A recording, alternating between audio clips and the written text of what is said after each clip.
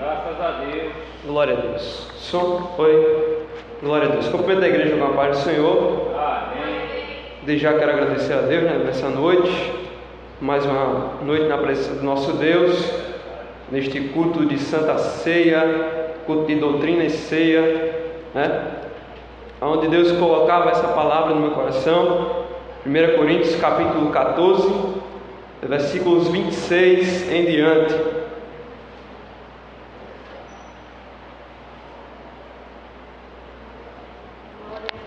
Amém?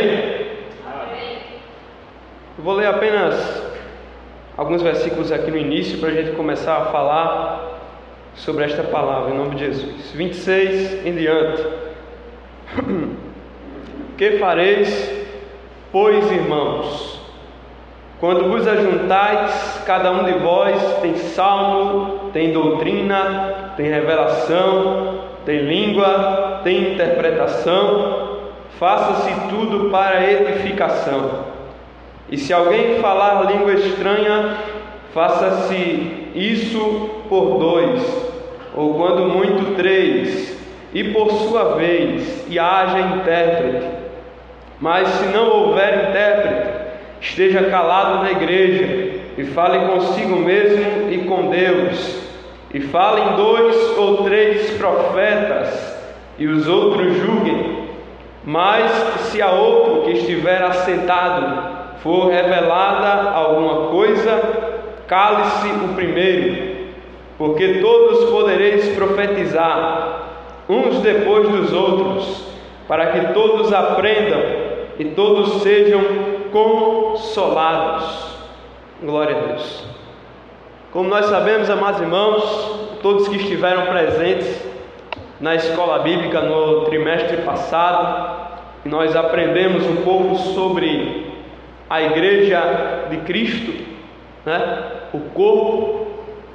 Nós vimos que a igreja em Corinto era uma igreja muito avivada, uma igreja cheia do Espírito Santo, uma igreja cheia do poder de Deus, porém uma igreja onde o culto era um culto bagunçado, onde o culto de Santa Ceia, os irmãos traziam os alimentos, trazia o vinho, trazia o pão, mas quando chegavam alguns irmãos, já tinha acabado toda a ceia, algumas pessoas dentro da igreja embriagadas por terem tomado muito vinho, muitos profetizando, muitos falando em línguas estranhas sem parar. E o apóstolo Paulo, ele fica sabendo, ele é notificado, leva uma notícia para o apóstolo Paulo como eram os cultos na igreja em Corinto.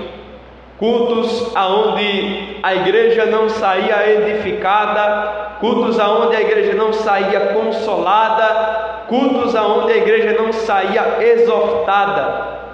De sorte que toda a Santa Ceia era embriaguez, era línguas estranhas, mas ninguém edificado, ninguém renovado, ninguém fortalecido na presença de Deus, porque o culto era uma bagunça. E quando nós olhamos para algumas igrejas na atualidade, nós vemos esse padrão da igreja de Corinto. O padrão, muito pior, se nós formos olhar em comparação com a igreja de Corinto e com as igrejas de hoje. Existem falsas profecias, existem falsas línguas estranhas, existe uma mistura de religiões de matriz africana com cristianismo de forma absurda, aonde crentes com vestido branco como se fosse pai de santo, que na verdade crente é pai de santo. Quando um crente tem um filho, o seu filho é um santo, é uma santa, logo é um pai de santo, é uma mãe de santo. Mas estou falando de religiões de matriz africana, nada contra a África, tenho um amigo africano.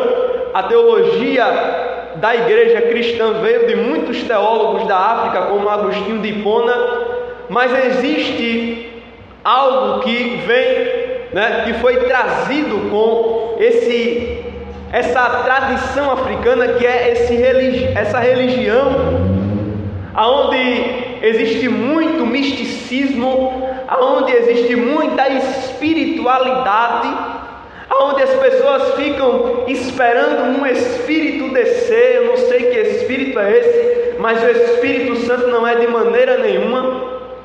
Fica esperando para revelar CPF, número de casa, nome da rua, placa de carro, qual foi o dia que nasceu. E o apóstolo Paulo fala à igreja de Corinto, no versículo 26, que fareis, pois, irmãos, quando vos ajuntais, cada um de vós tem salmo, tem doutrina, tem revelação, tem língua, tem interpretação, faça-se tudo para edificação. Mas o que a gente vê na igreja atual, e aí eu recomendo a vocês que tenham muito cuidado com os convites, com as visitas, e eu sempre tive muito esse cuidado. Às vezes era chamado para pregar em alguma igreja e tinha esse cuidado de não estar em lugares aonde esses movimentos da carne fossem aparecer, porque eu me sinto mal em um ambiente onde o Espírito Santo ele não é presente, ele não se faz presente. Eu me sinto mal em um lugar onde a carne quem reina, e às vezes não é nem a carne, já é o osso, já está no osso. Misericórdia. E é isso que a gente vê em muitas igrejas na atualidade. Uma igreja lá em Santa Rita, na Severo Rodrigues, foi parada na página de Luiz Bate, não sei se vocês conhecem, da Record, que faz o Cidade Alerta, Uma igreja lá de Santa Rita, na Severo Rodrigues, foi parar na página do Instagram dele. A página do Instagram dele tem 7 milhões de pessoas que acompanham. E foi parar uma igreja lá de Santa Rita, onde um jovem estava fazendo movimentos, como se estivesse varrendo o chão com a mão, e subia e descia e fazia e acontecia e rodava. Aleluia. Aí a gente fica se questionando: será que isso que está acontecendo nesta igreja, nesta congregação, está edificando a igreja, está consolando a igreja, está renovando a igreja, está fortalecendo a igreja? E aí teve um pastor que disse para a igreja, eu dou R$100 para quem me mostrar aonde na Bíblia tem reteté. Eu vou dar R$100 aqui para quem me mostrar aonde na Bíblia tem reteté. Aí terminou o culto, o jovem já veio com a Bíblia, com o dedo apontado no versículo. Aí chegou o pastor e leu 1 Reis capítulo 18, versículo 26, no Antigo Testamento. Vamos lá, o que é que diz? E tomaram o bezerro que lhes dera, e o prepararam, e invocaram o nome de Baal, desde a manhã até o meio-dia, dizendo: Baal, responde-nos. Porém, nem havia voz, nem quem respondesse, e saltavam sobre o altar que se tinha feito. Aí o jovem veio com uma passagem dos profetas de Baal para dizer para o pastor que existe reteté na Bíblia. Aí o pastor, rapaz, me mostrou uma passagem dos profetas de Baal, eu fiquei com pena de tu, vou até te dar 10 aqui. Aí o rapaz disse: não, pastor, me dê 20. O pastor pegou e deu. Mas é algo que parece engraçado, mas que na realidade estão fazendo da igreja cristã uma palhaçada, estão fazendo da igreja circo, E Charles Spurgeon já dizia: haverá tempo em que, em vez de pregadores e pastores pregando a palavra de Deus, haverá palhaços entretendo o público, entretendo a plateia. E as reuniões nessas igrejas podem ser chamadas de qualquer coisa, né? Esse ajuntamento de pessoas dentro deste lugar pode ser chamado de qualquer outra reunião, menos de culto. O culto é onde nós sentimos a presença de Deus, o culto é onde Deus se revela, o culto é onde Deus fala, o culto é onde nós sentimos a presença dEle, falamos com Ele fala com a gente, Ele renova, Ele consola, Ele aviva, Ele restaura. É Ele quem faz, é Ele quem é o centro, é Ele quem está presente. Glória a Deus. É claro que, como o presbítero João disse, né, existem igrejas históricas, como a igreja batista, a igreja presbiteriana, onde se predomina o pensamento cessacionista. Eles não acreditam mais na continuidade dos dons. Mas nós somos pentecostais, né? Eu já fui pregar em uma igreja batista também. E antes de pregar na igreja batista, eu tenho ainda, né, um amigo, pastor batista, né, cliente lá de onde eu trabalhava. Toda vez ele ia, vascaíno, a gente brincava com ele, né? E aí o Vasco, pastor, e aí já subiu, ainda nada, né? Só brincando. E aí eu disse: pastor, eu fui chamado para pregar numa igreja batista, como é que eu faço? Ele disse: você pode pregar lá, só não pode acender a lanterna, né? Porque são igrejas históricas, eles não acreditam mais que os dons continuam, eles acreditam que os dons cessaram. Mas nós somos pentecostais. O pentecostalismo ele nasce em 1908, na Rua Azusa, aonde William Seymour é cheio do Espírito Santo, por onde passaram Daniel Berg, Gunnar Wingre, foram cheios do Espírito Santo, vieram para cá em 1910, fundaram a Assembleia de Deus. E hoje nós estamos aqui, frutos deste avivamento, frutos deste pentecostalismo. Nós acreditamos, como o apóstolo Paulo fala, nas línguas estranhas, nós acreditamos na profecia, nós acreditamos nos milagres, nós acreditamos nas maravilhas, mas não acreditamos no absurdo, nas palhaçadas, no corre-corre, no pula-pula, no oba-oba. Isso aí é outra coisa, mas não é o Espírito Santo. Aleluia, glória a Deus.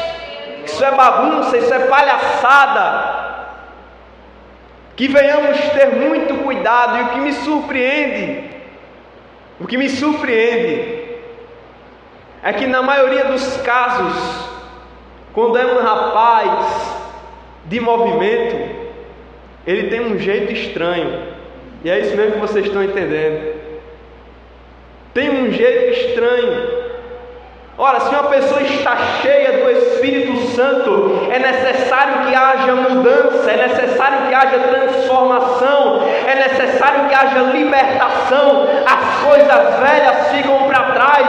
Quem é templo e morada do Espírito Santo abandona as coisas do passado e vive de uma maneira diferente, uma maneira que glorifica, que exalta o nome do Senhor, no qual ninguém desconfia de nada.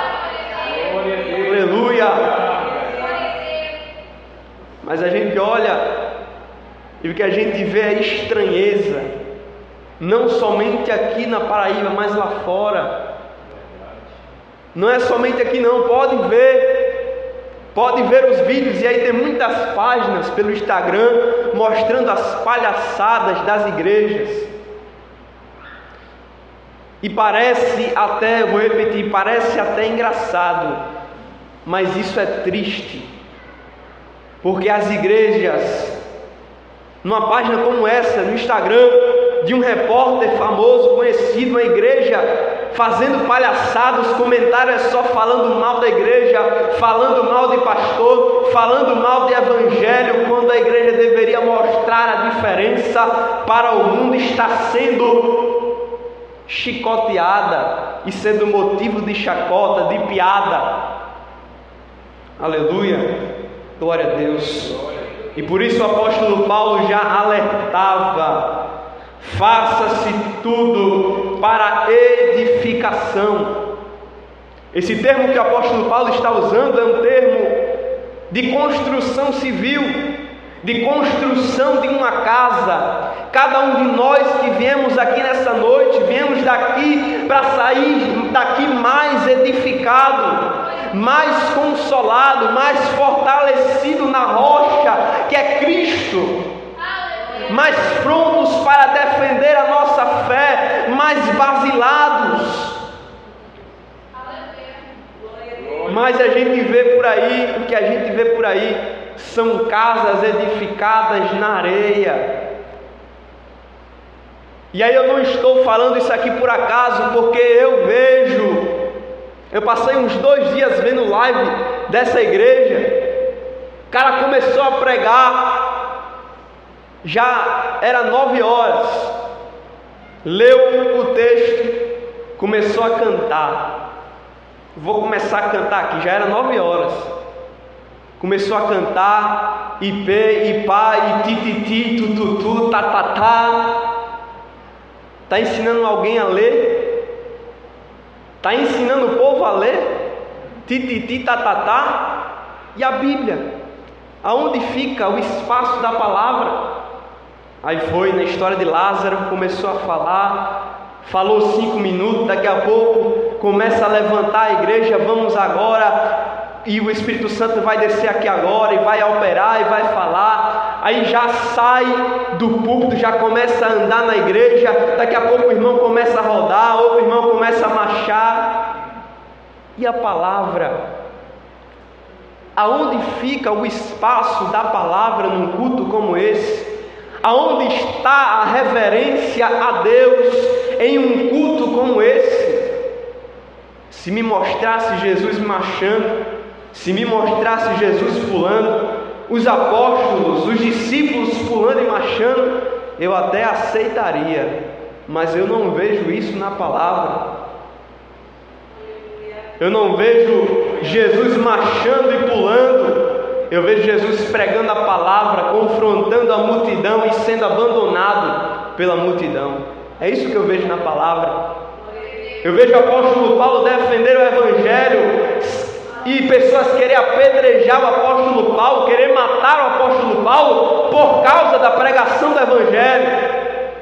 É isso que eu vejo na palavra. Eu não vejo o apóstolo Paulo brincando, eu não vejo o apóstolo Paulo marchando, eu não vejo os apóstolos, o apóstolo Pedro saindo correndo no meio da igreja, mas eu vejo o apóstolo Pedro confrontando os judeus, dizendo: ei, vocês mataram Jesus, vocês entregaram Jesus na cruz, mas Ele é fiel para perdoar o pecado de vocês. É isso que eu vejo na palavra. De maneira nenhuma eu estou dizendo que o Espírito Santo não opera no meio da igreja. Eu sou pentecostal, eu acredito nas línguas estranhas, eu acredito no mover do Espírito, mas eu não acredito em palhaçada. Eis a diferença. Ele fala, o apóstolo Paulo fala lá na sua carta aos Colossenses, capítulo 3, se alguém puder abrir e ler, Colossenses capítulo 3, versículo 16. Colossenses 3, 16. Em voz alta, por favor. A palavra de Cristo habita em vós abundantemente, em toda a sabedoria, ensinando-vos e admoestando-vos uns aos outros, com salmos, hinos e cânticos espirituais, cantando ao Senhor com graça em vosso coração. O apóstolo Paulo recomendando à igreja, aos irmãos colossenses,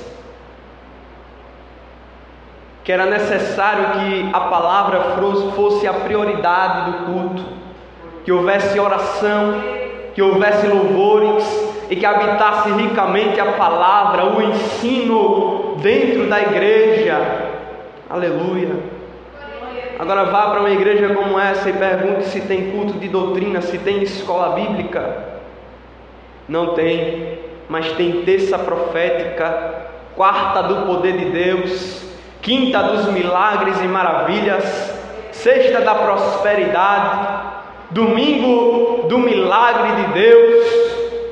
Mas e o culto do ensino, o culto da palavra, aonde está? Aonde fica? O pentecostal não é aquele que tem falta de palavra e muito da espiritualidade. O pentecostal é aquele que anda cheio da graça e do conhecimento da palavra de Deus. O pentecostal é aquele que tem reverência no culto, aquele que fala em línguas, aquele que profetiza, mas aquele que não deixa de estar no culto de doutrina, na escola bíblica, para aprender a palavra de Deus. O pentecostal é aquele que gosta de ler a palavra. O pentecostal é aquele que gosta de meditar na palavra. O pentecostal é aquele que gosta do poder de Deus, mas que gosta de meditar nas santas escrituras. Glória a Deus, aleluia. De sorte que não venhamos confundir pentecostalismo com neopentecostalismo. Neopentecostalismo. Essas igrejas se dizem pentecostais, mas são neopentecostais, aonde se valoriza mais a espiritualidade. E na verdade, muitas das vezes não é nem o Espírito Santo, espírito de engano. Vocês acham que a igreja mãe das grandes prostituições com o movimento carismático, muitos irmãos da igreja romana estão agora falando em línguas, vocês acham que é o Espírito Santo? Se essas pessoas ainda nem abandonaram a idolatria, nem deixaram seus pecados de idolatria, nem deixaram as suas práticas e falando em línguas estranhas e profetizando, vocês acham que é o Espírito Santo de Deus? Engano. Espírito de Jezabel, espírito dos profetas de Baal, espírito de Balaão, mentira, engano. E muitos acreditam, estão presentes, eu vou porque Deus ele vai falar, Deus ele vai fazer. O irmão começa a marchar, profetizar, falando em línguas, é o poder de Deus. Engano. Eu cresci, lendo um famoso pastor chamado Benihim. Eu achava extraordinário, muito massa, Via os vídeos dele no YouTube, ele tirava um paletó, começava a rodar, fazia assim, e a igreja caía. Eu achava isso o máximo. Olha o poder de Deus. Mas o que isso vai edificar a igreja? Aonde está escrito isso na palavra? Cair no poder? O que é isso? Aonde está na Bíblia? Que venhamos ser crentes mais bíblicos, que venhamos ser crentes mais pentecostais clássicos, acreditando no poder do Espírito, mas sabendo que a palavra de Deus é de suma importância, é a nossa regra de fé e prática, é o manual, é a bússola do viajante, é a palavra de Deus. Aleluia, glórias a Deus. E o apóstolo Paulo foi pregar em uma cidade e tinha um povo que costumava olhar na Bíblia e analisar: será que isso que o apóstolo Paulo está falando está na Bíblia? É bíblico? São os bereanos. Que venhamos ser crentes bereanos, olhar se é bíblico o que está sendo pregado, olhar se é bíblico o que está sendo feito, se aquilo que está acontecendo no culto é para edificação da igreja, se não for, é carne. Amém, igreja? Que os irmãos venham ficar com essa palavra em nome de Jesus. Minha avó costuma dizer que eu sou crente pentecostal do raio, Eu sou do raio só se for da Bíblia. Se ela estivesse aqui, talvez ela ia ficar bicuda com essa palavra, que ela gosta de um movimentozinho, Mas que venhamos saber que o movimento do Espírito Santo deve ser um movimento bíblico. Está na Bíblia? Está na Bíblia? Então é do Espírito. Amém? Que os irmãos venham ficar com essa palavra em nome de Jesus. Eu vou prolongar devido ao